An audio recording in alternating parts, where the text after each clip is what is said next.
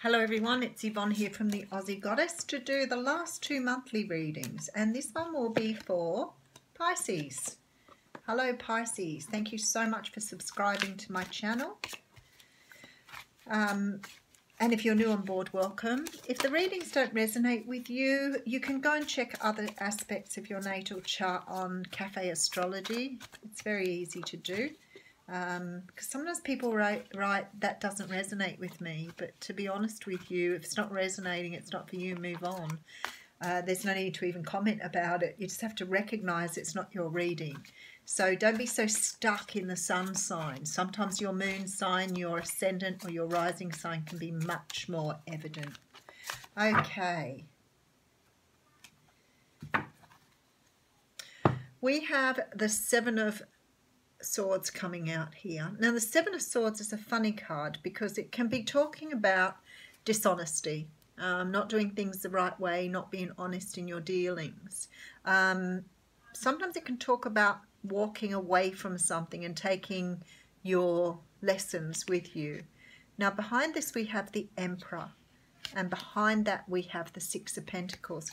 Okay, so there's this strange feeling here that someone's taken advantage of their power here.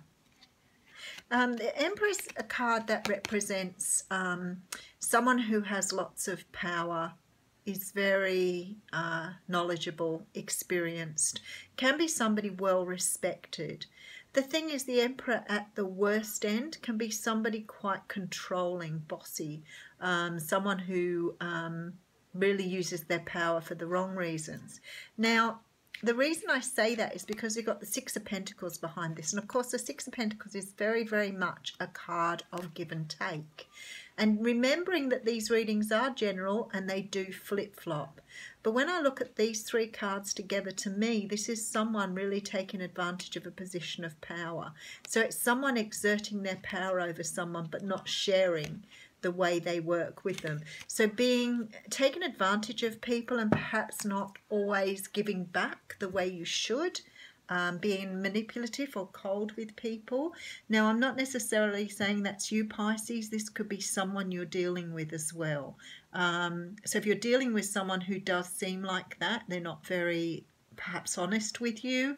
They are possibly quite controlling, and yeah, they're not really giving back to what you're putting into something. So it's like you're investing a whole lot and you've got someone who's not giving back here.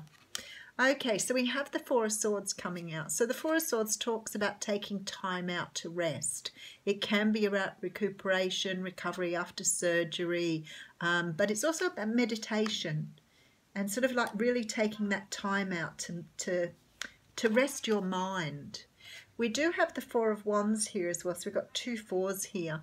The Four of Wands is the card of stability. It's the card of getting married, having a commitment. Some of you are trying to make up your mind if that's what you want or not. And if you're dealing with someone like the one up the front, probably won't want to. Okay, so you could be dealing with a King of Wands. So we're talking Leo, Sag, or Aries here. This person's very attractive, very... I would say very sexy, hot, passionate. They have a nice quality about them. They can be quite charming. Knowing the Emperor's back there in the energy, this could be the person you're dealing with, and they may be using these things to allure you. I just hear the spider saying, you know, to the fly, welcome to my home, step inside. Okay. So we have a Four of Cups here, and the Four of Cups is a card of boredom. It's a card of not wanting what you're being offered here. You have three fours in four cards here, which is very interesting. This is about not wanting an offer, though.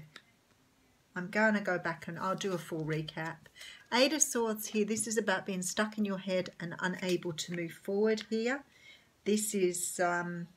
being blindfolded to the truth, not being able to see something in the correct way, and you're entrapped in those thoughts and refusing to move forward here and sort of face up to something. Then we have the World. So you're about to close out some sort of cycle here, possibly with someone, because you have this energy here. But we'll definitely see as we're going. Okay, the Empress is here. So we had the Emperor up front and we got the Empress here, but I don't think that's a twin flame thing.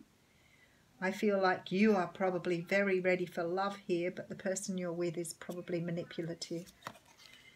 Okay, Eight of Cups. So you're definitely walking away here. This is the card of walking away for emotional fulfillment. So you have 4s and 8s everywhere here. Isn't that interesting? Two of Cups. So the Two of Cups is about soulmate love. Yep, you've got a soulmate, rightio. You must remember, it's not all soulmates are here to teach us how to love. They're not all like lovey, gushy relationships. It doesn't happen that way. A soulmate is very often put on your path to teach you something you need to learn in order to find the right person for you. You do have the Magician coming out here last, so that's very nice because you can definitely bring in something new for yourself here. Okay, let's have a good look. So I think some of you have got somebody around you who's quite manipulative, not honest, not giving back to the relationship here as they should. There's no equal give and take in this.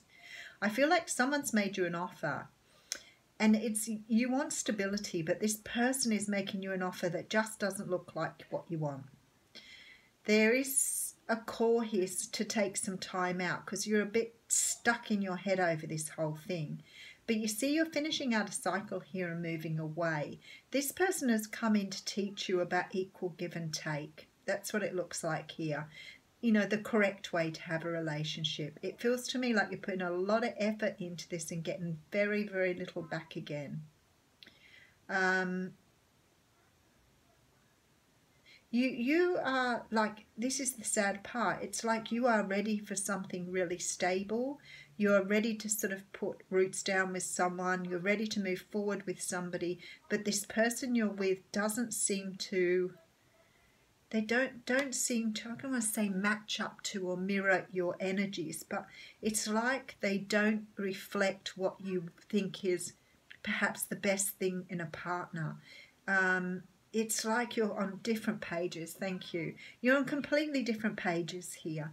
You're wanting stability. You want to have like a long-term relationship. You want to have someone who loves you the way you love them.